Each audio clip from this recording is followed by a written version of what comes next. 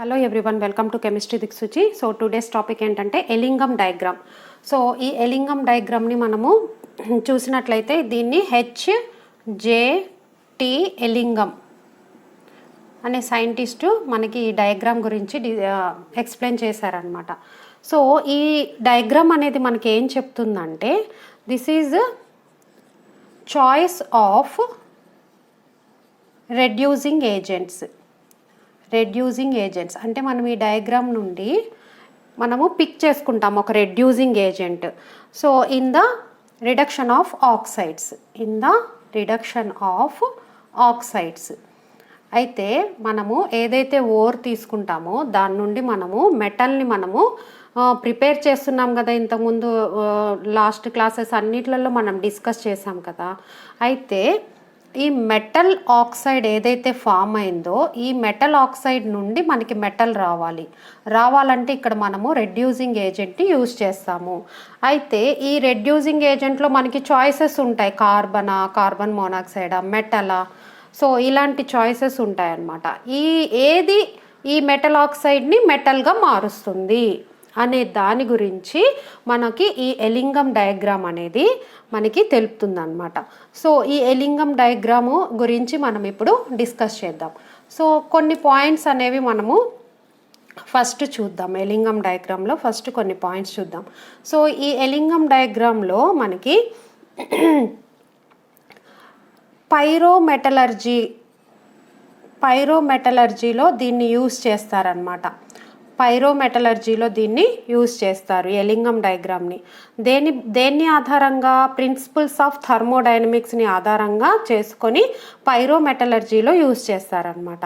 So it is a diagram used in pyrometallurgy using the principles of thermodynamics ప్రిన్సిపల్ని ఆధారంగా చేసుకొని ఈ పైరోమెటలర్జీలో use చేస్తారు. సో ఇంకా మనం చెప్పినట్లయితే ఈ ఎలింగం డయాగ్రామ్లో మనము చూసినట్లయితే స్మెల్టింగ్ అనే ప్రాసెస్ అనేది ఫీజిబుల్ అవుతుందా కాదా అనే దాని గురించి కూడా ఇది మనకి తెలుపుతుంది. స్మెల్టింగ్ అంటే ఏంటి? ఇప్పుడే చూసాం కదా, మెటల్ ఆక్సైడ్ నుండి ఒక రెడ్యూసింగ్ ఏజెంట్ వేస్తే మనకి మెటల్ వస్తుంది. స్మెల్టింగ్ అంటే ఏంటి?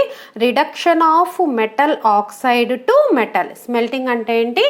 Reduction of metal oxide to metal. Ellingham diagram ఏం తెలుపుతుంది? స్మెల్టింగ్ ప్రాసెస్ అనేది ఫీజిబుల్ అవుతుందా అంటే జరుగుతుందా లేదా, ఫీజిబుల్ అంటే అది పాసిబుల్, జరుగుతుందా లేదా అనే దాని గురించి ఎలింగం డయాగ్రామ్ అనేది మనకి తెలుపుతుంది అనమాట. సో నెక్స్ట్ ఇందులో మనకి థర్మోడైనమిక్ ప్రిన్సిపల్స్ని మనము అప్లై చేస్తాము అని తెలుసుకున్నాం కదా. సో ఇక్కడ మనకి గిబ్స్ ఫ్రీ ఎనర్జీ గురించి మనం డిస్కస్ చేయాల్సి ఉంటుంది. గిబ్స్ ఫ్రీ ఎనర్జీ మనం థర్మోడైనమిక్స్లో చదువుకున్నాము. So delta G is equal to, అందులో మెయిన్ ఫార్ములా ఏంటి? Delta G is equal to delta H minus T delta S. So Gibbs free energy delta G అనేది మనం నేర్చుకున్నాము, నెగిటివ్ అయినట్లయితే స్పాంటేనియస్ రియాక్షన్స్. సో అదేవిధంగా delta G is equal to 0 అయితే equilibrium అని, అదే delta G is equal to positive అయినట్లయితే non spontaneous reactions అని చదువుకున్నాం. సో డెల్టా జీ అనేది నెగిటివ్ అయితే స్పాంటేనియస్ రియాక్షన్స్ అని చదువుకున్నాము. ఎందుకు డెల్టా జీ నెగిటివ్ అవ్వాలి స్పాంటేనియస్ రియాక్షన్లో? గుర్తుందా మీకు? డెల్టా జీ నెగిటివ్ అనేది ఎందుకు అంటున్నాం? మనం ఎక్కడ చూసినా delta G negative spontaneous reactions అంటున్నాం. ఆల్రెడీ నేను అక్కడ కూడా ఎక్స్ప్లెయిన్ చేశాను, మళ్ళీ ఒకసారి చూద్దాము. డీటెయిల్డ్గా మనం చూడాలి కదా. ఒకవేళ మనము రియేజెంట్స్ తీసుకుంటున్నాము, ఒక ఎక్స్ ఒక వై రియేజెంట్ తీసుకున్నాం, దీని నుండి మనకి ప్రోడక్ట్ అనేది ఒక XY ప్రోడక్ట్ అనేది మనకు వస్తుంది. వచ్చినప్పుడు ఈ రెండు రియాక్టెంట్స్ ఎప్పుడు ఈ ప్రోడక్ట్ అనేది ఇదేంటి మనం ఇలా చూపించామంటే ఇదేం రియాక్షను? Forward reaction. ఇదేం రియాక్షను? Backward reaction. సో ఇది మీకు తెలుసు, ఫార్వర్డ్ ఏంటి, బ్యాక్వర్డ్ ఏంటి. సో ఫార్వర్డ్ రియాక్షన్ అనేది ఎప్పుడు స్టేబుల్గా ఉంటుంది చెప్పండి? ఇప్పుడు ఇక్కడ ఏర్పడిన ప్రోడక్ట్ అనేది స్టేబుల్గా ఉందనుకోండి. స్టేబుల్గా ఉంటే మళ్ళీ బ్యాక్వర్డ్కి వెళ్ళలేదు కదా, మళ్ళీ రియాక్ట్ చెందలేదు కదా. అంటే ఫార్వర్డ్ రియాక్షన్ ఎప్పుడు జరుగుతుంది అంటే ఇక్కడ ప్రోడక్ట్ అనేది స్టేబుల్గా ఉంటే ఫార్వర్డ్ రియాక్షన్ అనేది జరుగుతుందన్నమాట. అదే బ్యాక్వర్డ్ రియాక్షన్ ఎప్పుడు జరుగుతుంది, ఇది అన్స్టేబుల్ అనుకోండి, మళ్ళీ ఇది బ్యాక్వర్డ్కి వెళ్ళిపోతుంది. ఓకేనా. సో ఈ కాన్సెప్ట్. నెక్స్ట్ మనము ఇక్కడ ఏంటి x+y ప్రోడక్ట్ అనేది ఏర్పడుతుంది. సో ఇక్కడ ఏం జరుగుతుందంటే x యొక్క ఎనర్జీ, y యొక్క ఎనర్జీ ఈ రెండు కలిసినప్పుడు దీని యొక్క ఎనర్జీని మనం చూసినట్లయితే, సో ఎప్పుడు ప్రోడక్ట్ అనేది ఏర్పడి స్టేబుల్గా ఉంది అని మనం ఎప్పుడు అంటాము అంటే లో ఎనర్జీలో స్టేబుల్గా ఉంటుంది. ఇది లో ఎనర్జీ ఉందనుకోండి దీనికి, అప్పుడు స్టేబుల్గా ఉంటుందని మనము ఫస్ట్ నుండి చూస్తూనే ఉన్నాము. ఎప్పుడైతే ఎనర్జీని తగ్గించుకుంటుందో అప్పుడు ప్రోడక్ట్ అనేది స్టేబుల్గా ఉంటుంది. లెస్ ఎనర్జీ మోర్ స్టెబిలిటీ అనమాట. ఫర్ ఎగ్జాంపుల్ తీసుకోండి, ఇలా తీసుకోండి, గ్రాఫ్ తీసుకోండి. సో ఇక్కడ XY రియేజెంట్స్ ఏర్పడుతున్నాయి, రియేజెంట్స్ ఉన్నాయి X+Y. సో ఇక్కడ నుండి ప్రోడక్ట్ XY ప్రోడక్ట్ ఏర్పడుతుంది. అంటే దీని ఎనర్జీ, ఇది ఎనర్జీ అనుకోండి, దీని ఎనర్జీ ఇక్కడ ఉందనుకోండి, ప్రోడక్ట్ ఎనర్జీ తగ్గిపోయింది. సో మనం కైనెటిక్స్లో కూడా చూస్తుంటాం, అదంతా మనకు అవసరం లేదు. ఇక్కడ ఏం అవసరమో ఈ ఎనర్జీ లెవెల్ ఏమో XY ఎనర్జీ లెవెల్స్ ఎక్కువ ఉన్నాయి, దీని ఎనర్జీ లెవెల్స్ ఏమో తక్కువ ఉన్నాయి. సో అప్పుడు ఏమవుతుంది, ఫర్ ఎగ్జాంపుల్ దీనికి ఒక 50 ఉంది, దీనికి ఒక 50 ఉంది. సో మొత్తము 100 ఉంది అనుకోండి, ఇక్కడికి వచ్చేసరికి 50 వచ్చింది అనుకోండి. ఇప్పుడు మనము ఎనర్జీని ఎలా క్యాలిక్యులేట్ చేస్తాము, ఫైనల్ మైనస్ ఇనీషియల్. ఫైనల్ ఎంత 50, ఇనీషియల్ ఎంత 100, టోటల్ ఎంత వచ్చింది -50 వచ్చింది. అంటే ఏ ఛార్జ్ వచ్చింది, నెగిటివ్ ఛార్జ్ వచ్చింది. గిబ్స్ ఫ్రీ ఎనర్జీ ఎలా ఉంది, నెగిటివ్ ఛార్జ్ ఉన్నప్పుడు అప్పుడు ఏమవుతుంది, మనకి లో ఎనర్జీలో స్టేబుల్గా ఉంటుంది, లో ఎనర్జీలో స్టేబుల్గా ఉంటుంది. ప్లస్ ఎనర్జీ అనేది రిలీజ్ అయ్యింది, ఈ ఏర్పడినటువంటి ప్రోడక్ట్ ఏమో స్టేబుల్గా ఉంది. ఇందుకనే మనం ఏమంటున్నామంటే ΔG నెగిటివ్ అయితే మనకి ఎలింగం డయాగ్రామ్లో గ్రాఫ్ గురించి మనము డిస్కస్ చేద్దాము. గ్రాఫ్ ఎలా ఉంటుంది, ఎలింగం డయాగ్రామ్లో గ్రాఫ్ గురించి కొన్ని పాయింట్స్ డిస్కస్ చేద్దాము. So Mx+O2 gives rise M2OX plus heat. ఇది ఎక్సోథర్మిక్ రియాక్షన్ అనమాట. ఇది ఎక్సోథర్మిక్ రియాక్షన్, హీట్ అనేది బయటికి వస్తుంది కాబట్టి. సో ఇది సాలిడ్లో ఉంది, ఇది గ్యాసియస్లో ఉంది, ఇది సాలిడ్లో ఉంది. సో ఇప్పుడు ఇందులో మనకి ఎంట్రోపీ అనేది ఎలా ఉంటుంది, ఎంట్రోపీలో చేంజ్ అనేది ఎలా ఉంటుంది. ఎంట్రోపీ ఇక్కడ ఎలా ఉంటుంది, ఇది సాలిడ్లో ఉంది, ఇది గ్యాషియస్లో ఉంది. ఇక్కడ ఎంట్రోపీ అనేది ఎక్కువ ఉంటుంది. ఎంట్రోపీ అంటే ఏంటి, ర్యాండమ్నెస్ అనమాట, ర్యాండమ్నెస్. సో గ్యాసెస్లో మనకి గ్యాస్ తీసుకున్నట్లయితే గ్యాసెస్లో మొత్తం ర్యాండమ్, ఈ మాలిక్యూల్ ఇటు వెళ్తుంది, ఇది ఇటు వెళ్తుంది, ఇది ఇటు వెళ్తుంది, ఇది ఇటు వెళ్తుంది, ఇలా ర్యాండమ్నెస్ అనేది ఎక్కువ ఉంటుంది అనమాట లిక్విడ్ సాలిడ్లో పోల్చుకున్నట్లయితే. సో ఇక్కడ ఇనీషియల్లో మనకి ఎక్కువ ఉంది ర్యాండమ్నెస్, ఫైనల్కి వెళ్ళేసరికి సాలిడ్ స్టేట్కి వచ్చింది. సాలిడ్ స్టేట్లో అంత ర్యాండమ్నెస్ అనేది ఉండదు, అంటే ఇక్కడ పెరిగింది, ఇక్కడ తగ్గింది. మనం ఏం చేస్తాము, ΔS అంటే ఏంటి, ఫైనల్ మైనస్ ఇనీషియల్ వేస్తాము. ఇదేమో తక్కువ ఉంది వాల్యూ, ఇదేమో ఎక్కువ ఉంది. తక్కువలో నుండి ఎక్కువ తీసేస్తే ఏమవుతుంది, నెగిటివ్ వాల్యూ అనేది వస్తుంది అనమాట. ΔS అనేది నెగిటివ్ వాల్యూ అనేది వస్తుంది. మనకి ఫార్ములా తెలుసు, ΔG = ΔH - T ΔS. ఈ ఫార్ములా ఎక్కడి నుండి వచ్చింది, థర్మోడైనమిక్స్ నుండి వచ్చింది. ΔG అంటే ఏంటి, గిబ్స్ ఫ్రీ ఎనర్జీ అనమాట. ΔH అంటే ఏంటి, ఎంథాల్పీ. T అంటే ఏంటి, టెంపరేచర్. ΔS అంటే ఏంటి, చేంజ్ ఇన్ ఎంట్రోపీ. సో ఇక్కడ మనకి ఈ వాల్యూ అనేది నెగిటివ్ వాల్యూ వచ్చింది, ΔH - T నెగిటివ్ ΔS.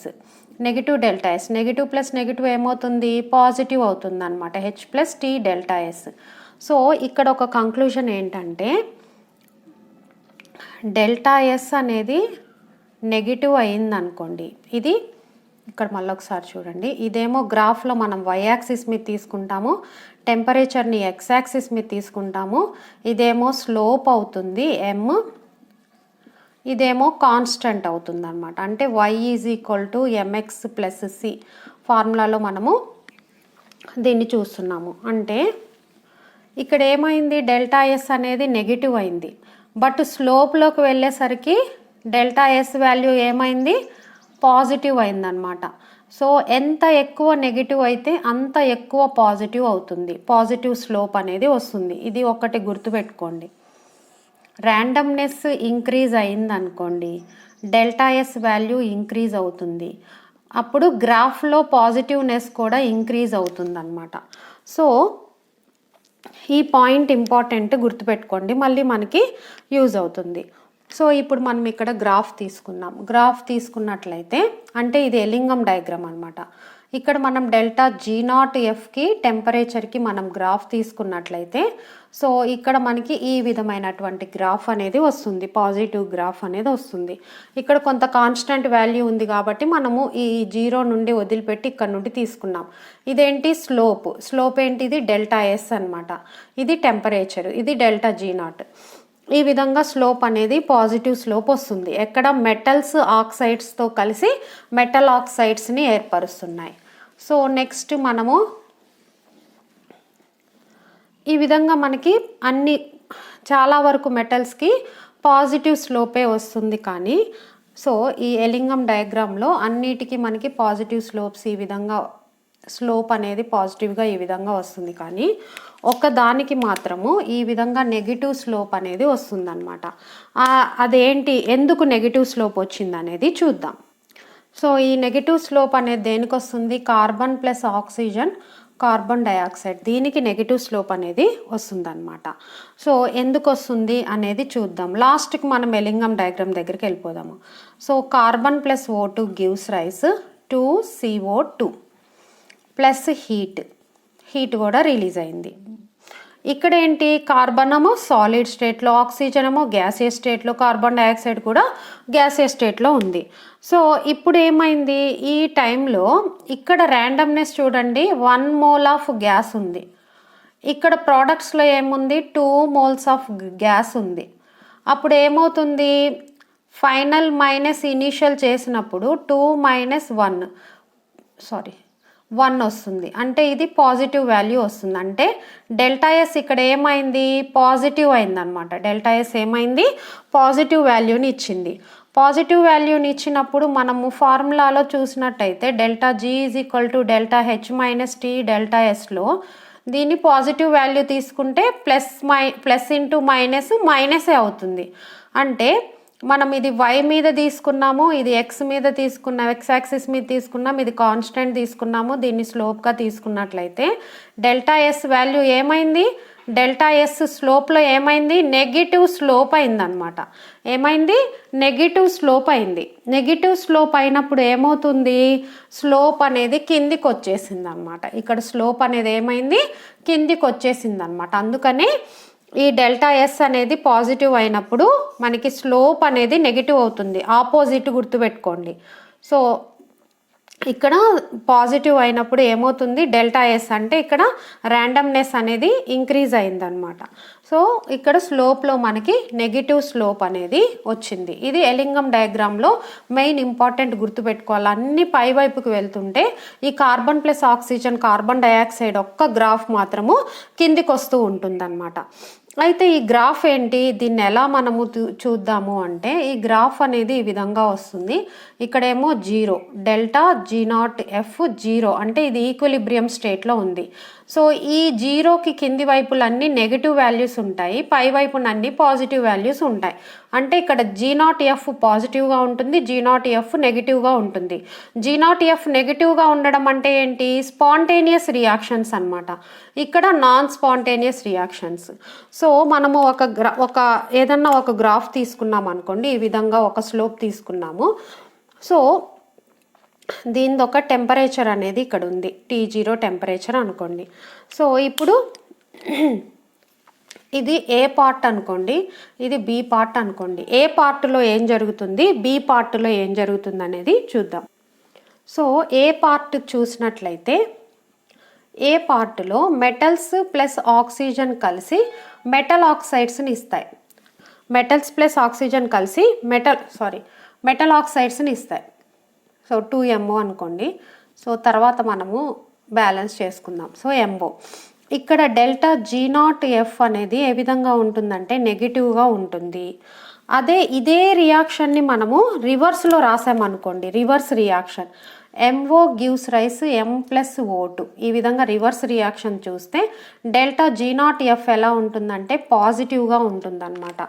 ఇది ఏ పార్ట్లో అంటే ఈ పార్ట్లో ఏం జరిగింది, M+O2 gives rise MO. So next B part చూద్దాం. బి పార్ట్లో ఏమవుతుంది, MO gives rise M+O2, delta G0F negative అవుతుంది. ఇక్కడ ఏదైతే పాజిటివ్ అయిందో బి పార్ట్లో అది నెగిటివ్ అవుతుంది అన్నమాట. సో ఇది బి పార్ట్, ఇది ఏ పార్ట్. నెక్స్ట్ దీన్ని రివర్స్ రాద్దాం. M+O2 gives rise MO, delta G0F positive. ఈ ఏ పార్ట్ బి పార్ట్ వీటిల్లో జరిగే రియాక్షన్స్ అసలు మనకి ఏం చెప్తున్నాయి అనేది మనం చూడాలన్నమాట. అంటే ఏ పార్టులో మెటల్, ఇదేంటిది మెటల్ ఆక్సిజన్ గ్యాస్తో కలిసి మెటల్ ఆక్సైడ్స్ని ఏర్పరచటం అనేది స్పాంటేనియస్ రియాక్షన్. ఎక్కడ ఈ ఏ పార్టులో ఇది స్పాంటేనియస్ రియాక్షన్ అన్నమాట. నెక్స్ట్ బి పార్టులో ఈ పార్టులో ఏం జరుగుతుంది, మెటల్ ఆక్సైడ్ అనేది మెటల్గా ఫామ్ అవ్వడం అనేది స్పాంటేనియస్ రియాక్షన్. మెటల్ ఆక్సైడ్ అనేది మెటల్గా ఫామ్ అవ్వడం అనేది స్పాంటేనియస్ రియాక్షన్ అన్నమాట. సో బిలో ద టెంపరేచర్, ఇది బిలో ద టెంపరేచర్. ఇక్కడ ఏం జరుగుతుంది, ఈ బిలో ద టెంపరేచర్ ఏం జరుగుతుంది, ఏ పార్ట్లో ఓన్లీ మెటల్ ఆక్సిజన్తో కలిసి మెటల్ ఆక్సైడ్స్ని ఏర్పరుస్తున్నాయి. టెంపరేచర్ మనం ఇంక్రీజ్ చేసామనుకోండి, టెంపరేచర్ ఇంక్రీజ్ చేస్తే ఏమైంది, గ్రాఫ్ ఈ విధంగా వెళ్ళిపోయింది. అంటే బి పార్ట్లో ఏం జరుగుతుంది, మెటల్ ఆక్సైడ్ అనేది డీకంపోజ్ అవుతున్నాయి. డీకంపోజ్ అయ్యి మెటల్ని మరియు ఆక్సిజన్ని ఏర్పరుస్తున్నాయి. ఈ పార్ట్ వరకేమో మెటల్ ఆక్సైడ్స్ని ఏర్పరుస్తున్నాయి. ఈ పార్ట్లో ఏం జరిగింది, డిసోసియేట్ అవుతుంది, డీకంపోజ్ కాదు సో డిసోసియేట్ అవుతుంది అన్నమాట. డిసోసియేట్ అయ్యి M+O2ని మెటల్ని ఏర్పరుస్తుంది. సో ఇది ఈ గ్రాఫ్ నుండి మనము నేర్చుకుంది. సో నెక్స్ట్ మనం ఒక ఎగ్జాంపుల్ తీసుకుందాము. ఈ విధంగా మనకి ఎలింగం డయాగ్రామ్ ఉంది. సో ఇందులో మనము ఒక 3 ఆక్సైడ్స్ గురించి మనము చూద్దాము. 3 ఆక్సైడ్స్ చూద్దాం. ఇదేమో AgO అనుకోండి, సో ఇదేమో HgO అనుకోండి, సో ఇదేమో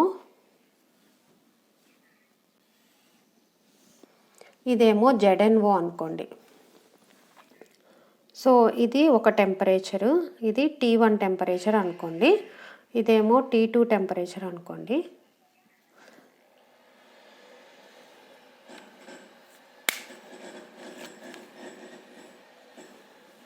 ఇదేమో T3 టెంపరేచర్ అనుకోండి. ఇవన్నీ కూడా 0కి దగ్గరగా ఉన్నాయి. T1 అండ్ T2 అనేవి లో టెంపరేచర్స్ అన్నమాట. T3 అనేది హై టెంపరేచర్ అన్నమాట. సో ఈ లో టెంపరేచర్స్ దగ్గర మెటల్ ఇక్కడ ఏం జరుగుతుంది, ఇదంతా ఏ పార్ట్, ఇదంతా బి పార్ట్. ఇక్కడ ఈ ట్రాన్సిషన్ టెంపరేచర్ దగ్గర ఏమవుతుందంటే డిసోసియేట్ అయ్యి మెటల్గా మారుతుంది. AgO అనేది డిసోసియేట్ అయ్యి మెటల్గా మారుతుంది. సో ఈ పర్టికులర్ టెంపరేచర్ దగ్గర AgO అనేది Ag2O అనేది హీట్ చేసినప్పుడు Ag+O2ని ఏర్పరుస్తుంది. సో ఇది ఒక 600 కెల్విన్ దగ్గర జరిగింది అనుకోండి. ఇక్కడ 600 కెల్విన్ దగ్గర T1 టెంపరేచర్ దగ్గర Ag2O అనేది Ag+O2గా మారిపోయింది అనుకోండి. సో హెచ్జిఓని కూడా హీట్ చేసినప్పుడు Hg+O2.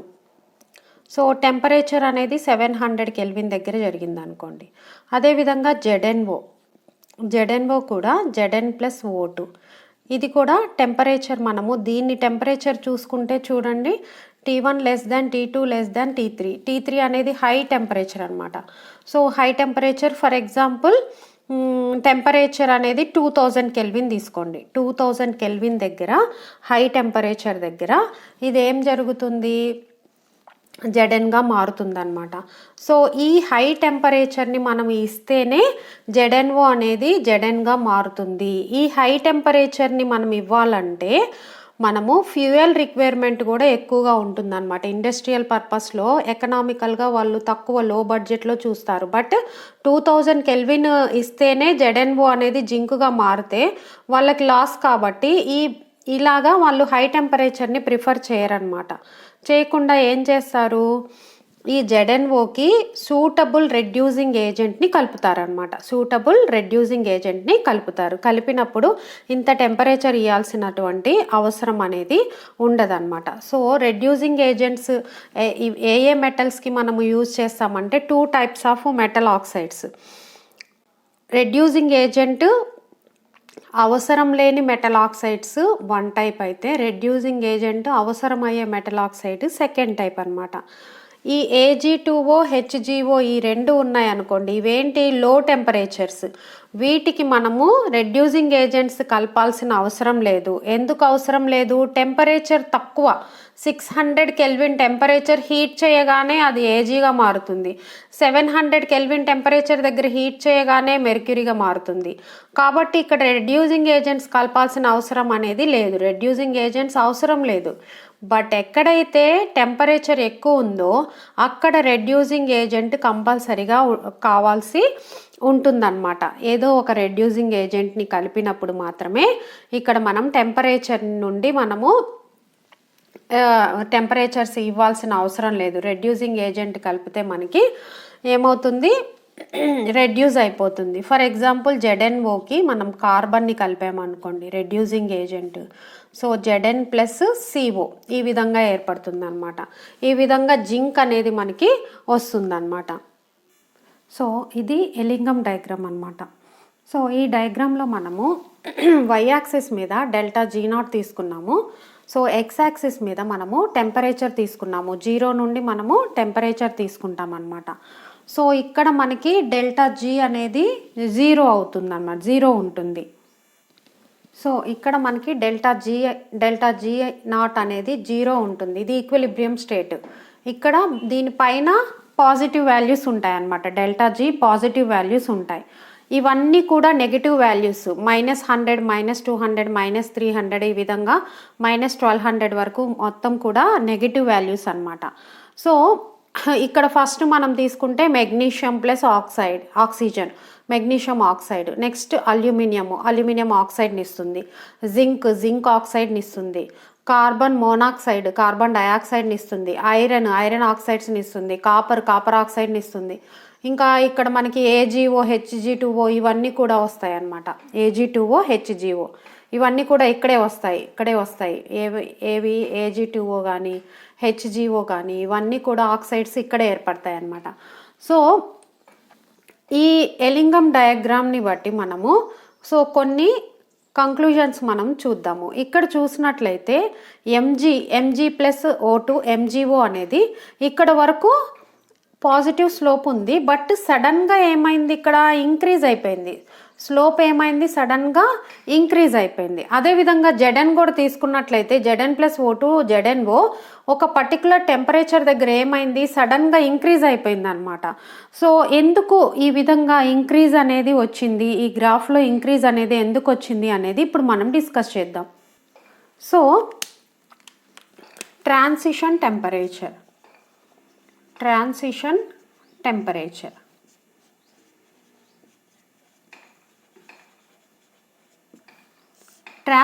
టెంపరేచర్లో మనం ఏం చూస్తున్నాము, ఇలా గ్రాఫ్ ఉంది. ఈ గ్రాఫ్లో మనకి ఇక్కడ నుండి సడన్గా ఇంక్రీజ్ అనేది వచ్చింది అనుకోండి. సో ఈ టెంపరేచర్ని ఇక్కడ ఏదైతే మనం ఇక్కడ టెంపరేచర్ చూస్తున్నామో దీనిని ఏమంటున్నాము, ట్రాన్సిషన్ టెంపరేచర్ అని అంటున్నాము. సో జెడెన్ తీసుకున్నాం అనుకోండి, 2Zn+O2 2ZnO. సో ఇది Zn అనేది ఫస్ట్లో మనకి సాలిడ్ స్టేట్లో ఉంటుంది. ఆక్సిజన్ తెలుసు మనకి గ్యాసియస్ స్టేట్లో ఉంది. ZnO ఎప్పుడు కూడా సాలిడ్ స్టేట్లోనే ఉంటుంది. సో ఈ విధంగా మనకి ఈ టెంపరేచర్ దగ్గర మనము ఏం చేసాము, ఇక్కడ ఫస్ట్లో మనకి ΔG వాల్యూ ఇక్కడ నెగిటివ్గా ఉంది. సో కొంత దూరం వెళ్ళిన తర్వాత ఈ టెంపరేచర్ దగ్గర ఏదైతే ట్రాన్సిషన్ టెంపరేచర్ ఉందో అక్కడ ఎందుకు ట్రాన్సిషన్ టెంపరేచర్ దగ్గర ఈ విధంగా జరుగుతుంది అంటే మనకి సో టెంపరేచర్ అనేది 1180 కెల్విన్ దగ్గర ఏం జరుగుతుందంటే Zn అనేది లిక్విడ్గా మారుతుంది. Zn అనేది లిక్విడ్గా మారుతుందన్నమాట. సో Zn అనేది లిక్విడ్గా మారడం వల్ల ఏమవుతుంది, ర్యాండమ్నెస్ ఎంట్రోపీ ఏమైంది ఇక్కడ మనము తీసుకున్నట్లయితే ఇక్కడ ΔS వాల్యూ నెగిటివే ఉంది, ఇక్కడ ΔS వాల్యూ నెగిటివే ఉంది. బట్ తేడా ఏం జరిగింది, ఇక్కడేమో సాలిడ్ ప్లస్ గ్యాస్ ఉంది, ఇక్కడ ఏముంది లిక్విడ్ ప్లస్ గ్యాస్, లిక్విడ్ ఉంది, లిక్విడ్ వచ్చేసింది. అంటే Zn అనేది ఏం జరిగింది, ఇక్కడ ఫేజ్ ట్రాన్స్ఫర్ అనేది జరిగింది. అంటే ఒక ఫేజ్ నుండి ఇంకొక ఫేజ్కి ట్రాన్స్ఫర్ అనేది జరిగింది. అంటే సాలిడ్ నుండి లిక్విడ్కి ఫేజ్ ట్రాన్స్ఫర్ అనేది జరిగిందనమాట. ఫేజ్ ట్రాన్స్ఫర్ జరగడం వల్ల ఏమైంది, ర్యాండమ్నెస్ అనేది పెరిగింది. ఎటువైపు పెరిగింది, రియాక్టెంట్ సైడ్ ర్యాండమ్నెస్ పెరిగింది. ప్రోడక్ట్ సైడ్ అలాగే ఉంది, రియాక్టెంట్ సైడ్ ర్యాండమ్నెస్ పెరిగింది. సో ఎంట్రోపీ ΔSని మనం ఎలా క్యాలిక్యులేట్ చేస్తాం, ఫైనల్ మైనస్ ఇనీషియల్ అనేది పెరిగిపోయిందనమాట. ఇది పెరగడం వల్ల ఏమవుతుంది, నెగిటివ్ ఛార్జ్ ఏమవుతుంది, మోర్ నెగిటివ్ ఛార్జ్ అవుతుందన్నమాట. మోర్ నెగిటివ్ ఛార్జ్ అయితే స్లోప్ ఎలా ఉంటుందని నేను ఇంపార్టెంట్ పాయింట్ గుర్తుపెట్టుకోండి అని చెప్పాను. మోర్ నెగిటివ్ అయితే స్లోప్ కూడా మోర్ పాజిటివ్ అవుతుంది. స్లోప్ ఎలా ఉంటుంది, మోర్ పాజిటివ్ వాల్యూ అనేది ఉంటుంది, పాజిటివ్నెస్ ఉంటుంది. స్లోప్ అనేది సడన్గా ఇంక్రీజ్ అయిపోతుంది. సో సడన్గా ఈ విధంగా ఇంక్రీజ్ అయిపోతుంది అనమాట. ఇప్పుడు దాకేమో ఇలాగొచ్చింది గ్రాఫ్, సడన్గా ఇలా ఇంక్రీజ్ అయిపోతుంది అనమాట. ఇలా ఉన్న గ్రాఫ్ సడన్గా ఇంక్రీజ్ అయిపోతుంది. సో ఎందుకు ఇంక్రీజ్ అయింది అని రీజన్ అడిగితే ఫేజ్ ట్రాన్స్ఫర్ అనేది జరుగుతుంది ఇక్కడ. సో ఇంకా Znనే కాకుండా ఇంకా ఏమేమి చూపిస్తాయి అంటే, ఫర్ ఎగ్జాంపుల్ తీసుకుంటే మెగ్నీషియం కూడా టెంపరేచర్ 1363 కెల్విన్ దగ్గర magnesium plus O2 2MgO. So ఇది కూడా ఏం జరుగుతుంది, ఫస్ట్లోనేమో సాలిడ్ స్టేట్లో ఉంటుంది, తర్వాత ఈ టెంపరేచర్ దగ్గర ఏం జరుగుతుంది, లిక్విడ్గా మారుతుంది. Liquid, gas, solid. So same funda, మళ్ళీ సాలిడ్ నుండి లిక్విడ్కి ఫేజ్ ట్రాన్స్ఫర్ జరగడం వల్ల ఏం జరుగుతుంది, ఇక్కడ కూడా పాజిటివ్నెస్ అనేది స్లోప్ అనేది సడన్గా ఇంక్రీజ్ అయిపోతుంది అనమాట. సో నెక్స్ట్ మెగ్నీషియమే కాకుండా ఒక ఎగ్జాంపుల్ తీసుకోవచ్చు, Hg 2Hg plus O2 gives rise 2HgO. First ఏమో Hg లిక్విడ్గా ఉంటుంది, ఇదేమో గ్యాస్గా ఉంటుంది, ఇదేమో సాలిడ్గా ఉంటుంది. నెక్స్ట్ టెంపరేచర్ అనేది మనము 630 కెల్విన్ టెంపరేచర్ ఇచ్చామనుకోండి, అప్పుడు ఈ లిక్విడ్ ఫేజ్ నుండి ఏమవుతుంది, ఇది గ్యాసియస్ ఫేజ్లోకి వెళ్ళిపోతుంది. లిక్విడ్ ఫేజ్ నుండి ఎలాగ వెళ్ళిపోతుంది, గ్యాసియస్ ఫేజ్లోకి వెళ్తుంది. అంటే లిక్విడ్ కంటే కూడా గ్యాసియస్ ఫేజ్లో ర్యాండమ్నెస్ ఎక్కువ ఉంటుంది అనుకున్నాం కదా. అప్పుడు ఏమవుతుంది, ΔS వాల్యూ మోర్ నెగిటివ్ అవుతుంది. ర్యాండమ్నెస్ పెరిగితే నెగిటివ్నెస్ కూడా పెరుగుతుంది. ఎందుకంటే రియాక్టెంట్ సైడ్ ర్యాండమ్నెస్ పెరుగుతుంది, ప్రోడక్ట్ సైడ్ అలాగే ఉంది, రియాక్టెంట్ సైడ్ ర్యాండమ్నెస్ పెరుగుతుంది. దీంట్లో నుండి ఇది తీసేయాలి కాబట్టి ర్యాండమ్నెస్ అనేది మోర్ నెగిటివ్ అవుతే వెంటనే స్లోప్ అనేది ఇంకా పాజిటివ్ అయిపోయి, అంటే పాజిటివ్ అంటే ఏంటంటే ఇక్కడ 0 వాల్యూ ఉంటుంది, ΔG0 ఇక్కడ 0 ఉంటుంది, ఇది పాజిటివ్ ఉంటుంది. సో ఇటు సైడ్కి ఇది వెళ్ళిపోతుంది అనమాట, పైకి వెళ్ళిపోతుంది వాల్యూ అనేది. సో ఇలాగ మనము ఈ 3 ఎగ్జాంపుల్స్ని మనము తీసుకోవచ్చు అనమాట. ఒకటేంటి జింక్ ఆక్సైడ్స్, మెగ్నీషియం ఆక్సైడ్, ఇంకొకటేమో మెర్క్యూరీ. సో ఈ మూడింటిని మనము ఎగ్జాంపుల్గా తీసుకోవచ్చు. ఇది ట్రాన్సిషన్ టెంపరేచర్ అంటే మనము ఈ విధంగా ఎక్స్ప్లెయిన్ చేయొచ్చు. అదేవిధంగా ఇక్కడ మనము ఈ డయాగ్రామ్ని బట్టి మనము మెయిన్ ఇంపార్టెంట్ ఏంటి, selection of reducing agent. Selection of reducing agent. Reducing ఏజెంట్ని ఎలా సెలెక్ట్ చేస్తారు, రెడ్యూసింగ్ ఏజెంట్ని ఈ డయాగ్రామ్ని బట్టి రెడ్యూసింగ్ ఏజెంట్ని ఎలా సెలెక్ట్ చేస్తారు. సో ఫర్ ఎగ్జాంపుల్ మనం తీసుకుందాము, ఏ అనే మెటల్ ఉంది ప్లస్ O2 A2OX, ఇది సాలిడ్ అనుకోండి, ఇది గ్యాస్ అనుకోండి, ఇది కూడా సాలిడ్ అనుకోండి. సో దీని యొక్క డెల్టా G0F వాల్యూ అనేది -200 300 అనుకోండి, -300 కెల్విన్ అనుకోండి.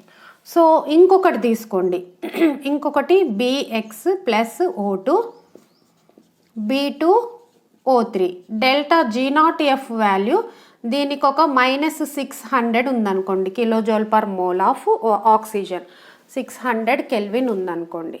ఇప్పుడు డెల్టా G అనేది మోర్ నెగిటివ్ దేనికి ఉంది, డెల్టా G అనేది మోర్ నెగిటివ్ వాల్యూ ఉంటే అది మోర్ స్టేబుల్గా ఉంటుందన్నమాట. Delta G0 value, delta G అనేది మోర్ నెగిటివ్, -300 కెల్విన్ అయితే ఎక్కువనా, -600 కెల్విన్ అయితే మోర్ నెగిటివా?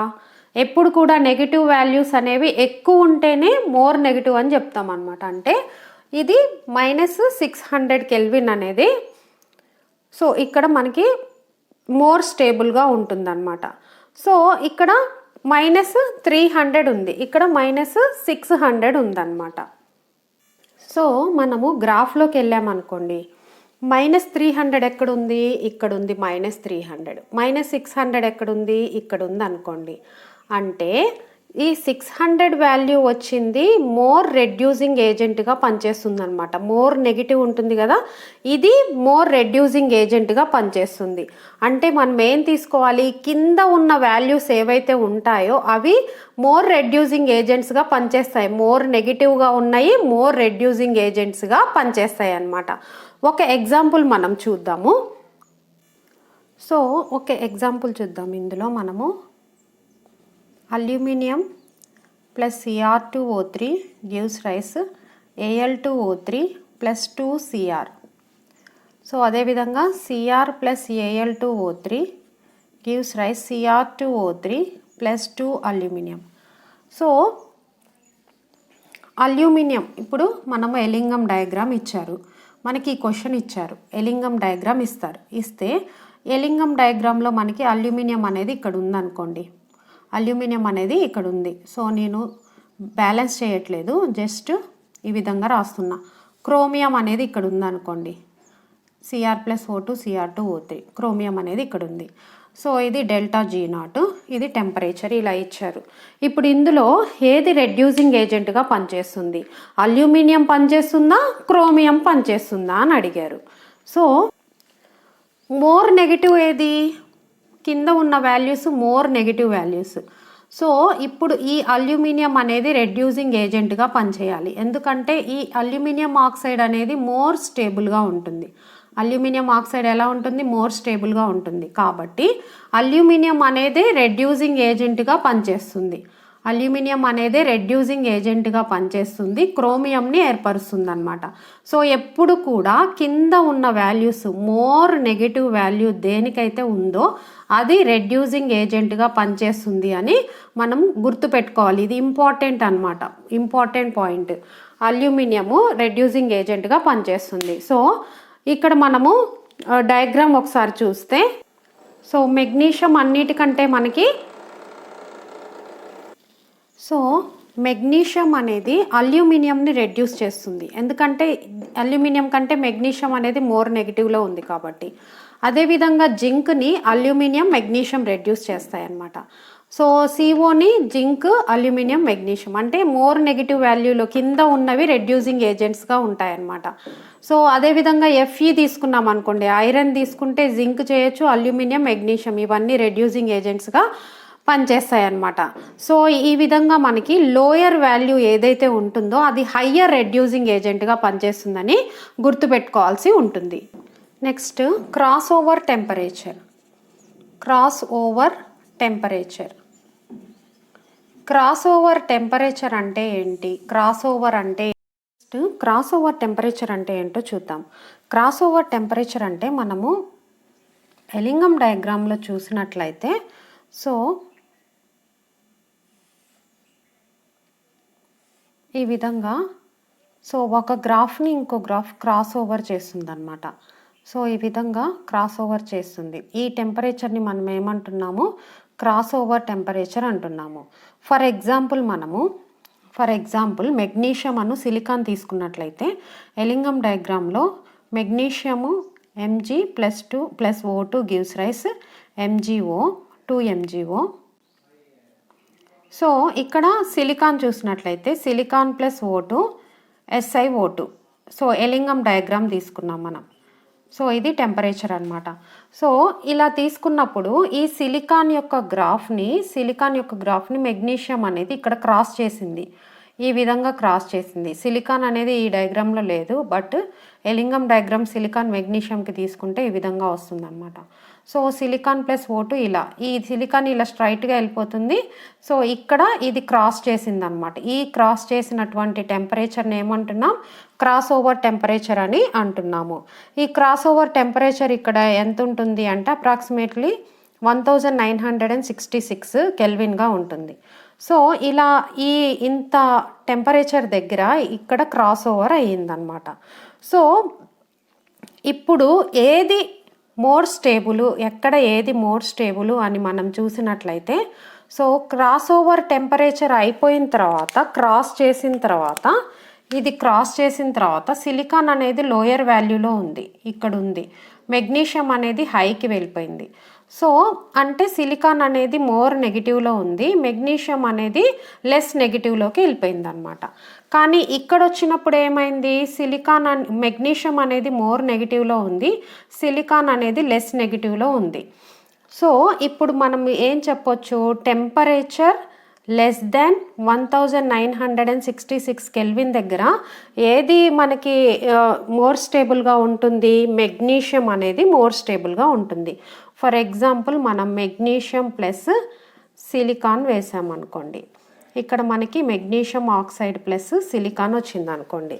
సో ఇక్కడ ఏ టెంపరేచర్ దగ్గర ఈ రియాక్షన్ అనేది పాసిబుల్ అవుతుంది, ఈ MgO అనేది ఎక్కడ మోర్ స్టేబుల్గా ఉంటుంది చెప్పండి.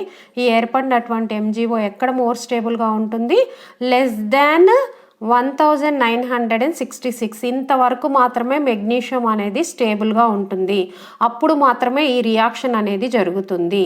సో ఆ టైంలో మనము టెంపరేచర్ ఎలా తీసుకుంటాం, లెస్ దాన్ 1966 కెల్విన్ దగ్గర ఈ రియాక్షన్ అనేది ఫీజిబుల్గా ఉంటుందన్నమాట.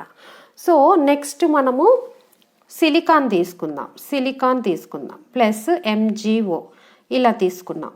So temperature greater than 1966 kelvin దగ్గర ఇప్పుడు ఇక్కడ నుండి ఇక్కడికి ఏది మోర్ స్టేబుల్గా ఉంటుంది, సిలికాన్ ఉంటుంది. ఎందుకంటే కిందికి వచ్చేసింది, లోయర్ వాల్యూ ఉంది. లోయర్ వాల్యూ అంటే హై నెగిటివ్ వాల్యూ అనమాట. హై నెగిటివ్ వాల్యూలో ఉంది కాబట్టి ఇక్కడ మనకి సిలికాన్ MgO కలిపినప్పుడు SiO2 ప్లస్ Mg అనేది ఏర్పడింది, అంటే ఇక్కడ మెగ్నీషియం ఏర్పడింది. ఈ ఏర్పడినటువంటి SiO2 అనేది ఎక్కడ మనకి స్టేబుల్గా ఉంటుంది, గ్రేటర్ దాన్ 1966 కెల్విన్ దగ్గర మనకి ఇది స్టేబుల్గా ఉంటుంది. కాబట్టి మనము ఏదైనా గ్రాఫ్ ఇచ్చి టెంపరేచర్ కూడా ఇచ్చి ఈ రెండు రియాక్షన్స్లలో ఏది పాసిబుల్ అవుతుంది, ఏది రెడ్యూసింగ్ ఏజెంట్గా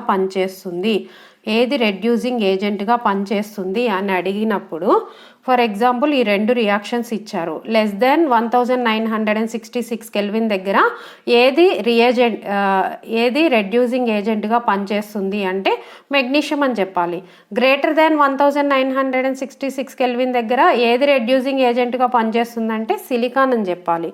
ఈ విధంగా మనము లోయర్ వాల్యూని మనం తీసుకోవాలి. టెంపరేచర్ని కూడా మనము టెంపరేచర్ మీద కూడా డిపెండ్ అయ్యి ఉంటుందన్నమాట. మనకు అడిగే క్వశ్చన్స్ని బట్టి మనము ఆన్సర్ చేయాల్సి ఉంటుంది. క్రాస్ ఓవర్ టెంపరేచర్స్ ఇచ్చారు అంటే ఆ టెంపరేచర్స్లో ఎక్కడ ఏది లోయర్ వాల్యూలో ఉంది అనేది మనము చూడాలన్నమాట. సో మనము ఎలింగం డయాగ్రామ్లో తీసుకున్నట్లయితే ఫస్ట్ మనకి ఎలింగం డయాగ్రామ్లో టెండెన్సీ అనేది ఏ విధంగా ఉంటుందంటే ఫస్ట్ మనకు వచ్చేది మెగ్నీషియం అనమాట. సో మెగ్నీషియం తర్వాత మనకి అల్యూమినియము, తర్వాత సిలికాన్ వస్తుంది, తర్వాత క్రోమియం వస్తుంది, తర్వాత జింక్ వస్తుంది, తర్వాత కాపరు, తర్వాత మెర్క్యూరీ, తర్వాత ఏజీ. ఈ విధంగా టెండెన్సీ అనేది ఈ విధంగా రెడ్యూసింగ్ ఏజెంట్ అనేది టెండెన్సీ అనేది ఈ విధంగా ఉంటుంది. First magnesium, aluminium, silicon, chromium, zinc, copper ఈ విధంగా ఉంటుందన్నమాట. సో 4 మెటల్స్ని మాత్రం సింప్లీ హీటింగ్ చేసినట్లయితే మనకి మెటల్ అనేది వచ్చేస్తుంది. మనం చూసాం కదా, ఏజీ ఒకటి, మెర్క్యూరీ ఒకటి, ఈ విధంగా కొన్ని మెటల్స్ని మనము జస్ట్ హీట్ చేస్తే చాలు అనమాట.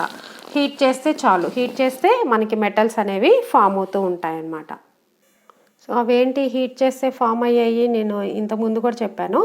సో మెర్క్యూరీ ఒకటి, ఏజీ ఒకటి, ఆరం ఒకటి, ప్లాటినం ఒకటి, ఇవన్నీ కూడా just by heating, just heat చేస్తే చాలు మెటల్స్ అనేవి వచ్చేస్తాయి అన్నమాట. సో నెక్స్ట్ మనము carbon as a reducing agent. Carbon అనేది ఎక్కడ మనకి రెడ్యూసింగ్ ఏజెంట్గా మనకి పనిచేస్తుంది అనేది మనం చూద్దాం. Carbon as a reducing agent.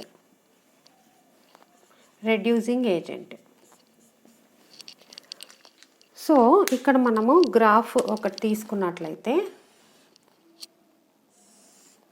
So ఇది 400, ఇది 600, సో ఇటు 200, 300, 200 ఈ విధంగా ఇలా ఉందనుకోండి. సో మనకి ఏమవుతుందంటే ఈ విధంగా ఒక గ్రాఫ్ వస్తుంది. 600 నుండి ఈ విధంగా ఒక గ్రాఫ్.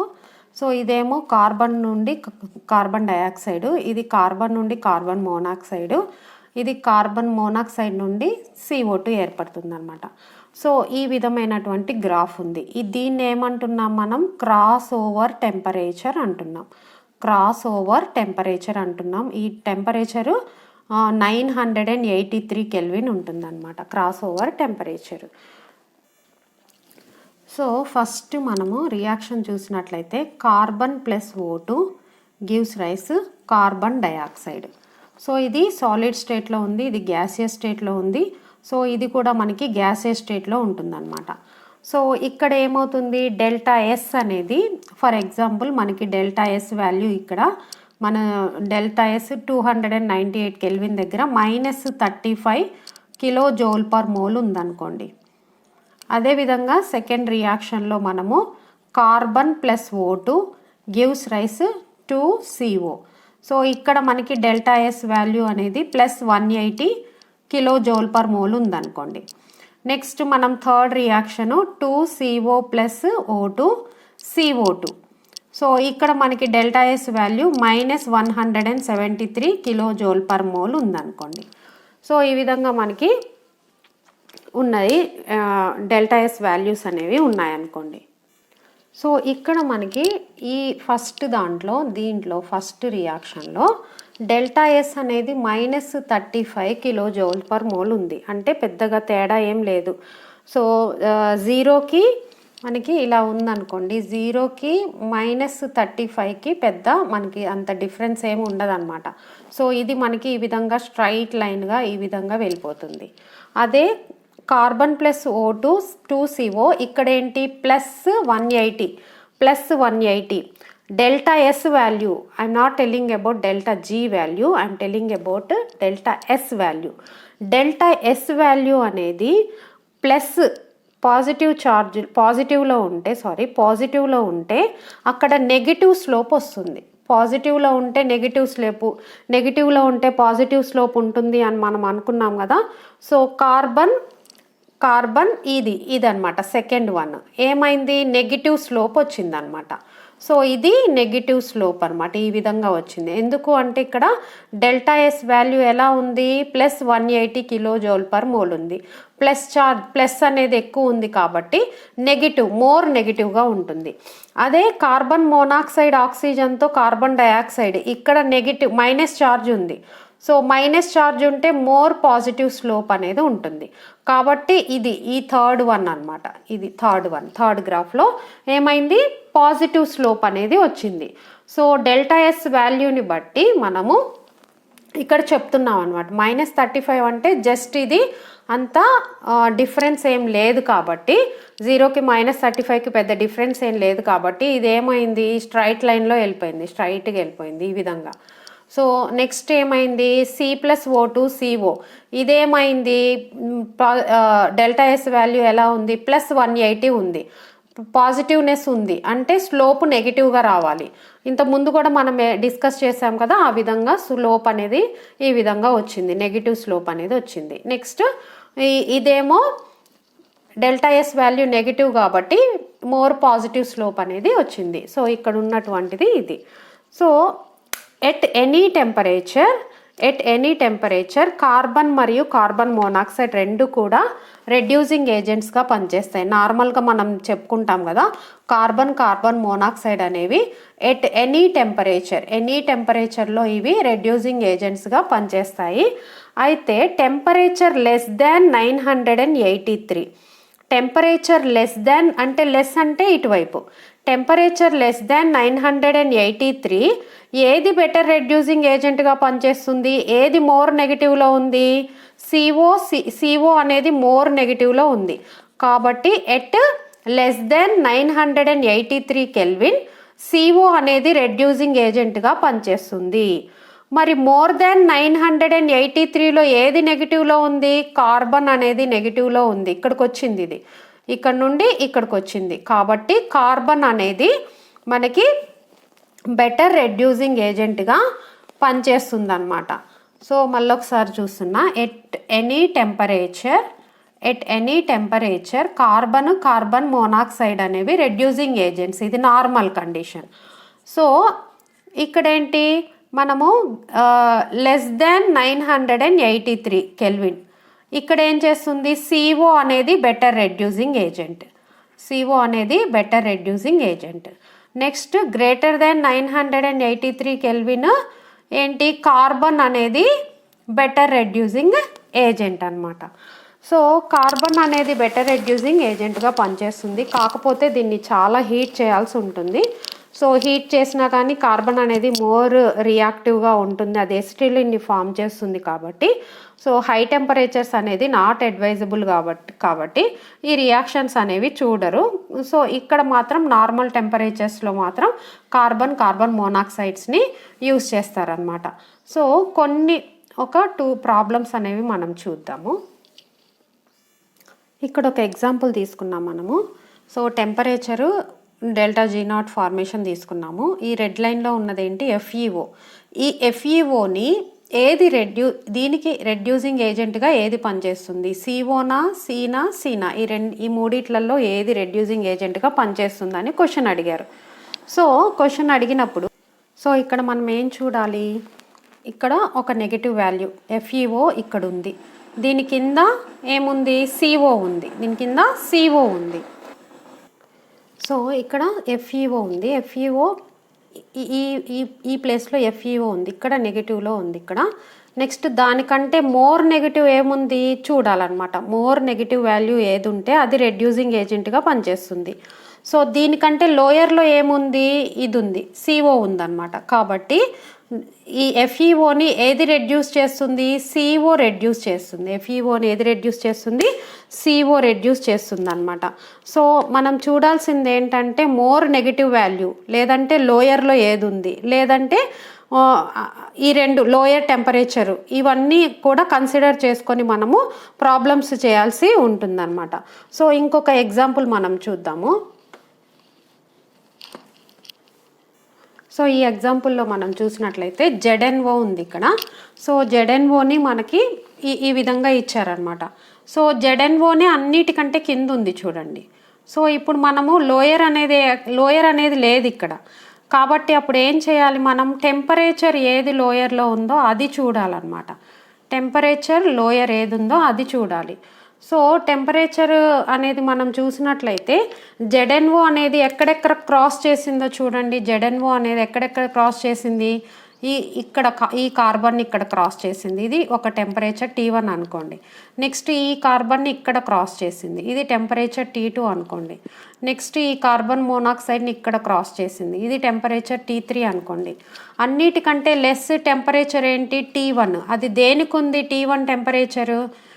దేనికి ఉంది? కార్బన్కు ఉంది. కాబట్టి కార్బన్ అనేది బెస్ట్ రెడ్యూసింగ్ ఏజెంట్గా పనిచేస్తుంది అనమాట. So ZnO plus C gives rise Zn plus CO. So ఈ విధంగా బెస్ట్ రెడ్యూసింగ్ ఏజెంట్గా ఈ కార్బన్ అనేది మనకి ఇక్కడ పనిచేస్తుంది. So this is the correct answer. ఈ విధంగా మనము ఎలింగం డయాగ్రామ్ ఇచ్చి సో కొన్ని క్వశ్చన్స్ అడిగినప్పుడు మనము లోయర్లో ఉన్నది రెడ్యూసింగ్ ఏజెంట్గా అని కొన్ని క్వశ్చన్స్లో వస్తుంది. కొన్నిట్లలోనేమో లో టెంపరేచర్ ఏది అని చూసుకోవచ్చు, లేదంటే నెగిటివ్ G వాల్యూ అంటే మోర్ నెగిటివ్ G వాల్యూ దేనికి ఉందో అది రెడ్యూసింగ్ ఏజెంట్గా పనిచేస్తుందని తెలుసుకోవచ్చు అనమాట. సో ఈ ఎలింగం డయాగ్రామ్ని బట్టి మనము ఇవన్నీ కూడా మనం ప్రాబ్లమ్స్ అన్నీ కూడా సాల్వ్ చేసుకోవచ్చు. సో అప్లికేషన్స్ అనేవి నెక్స్ట్ క్లాస్లో చెప్తాను.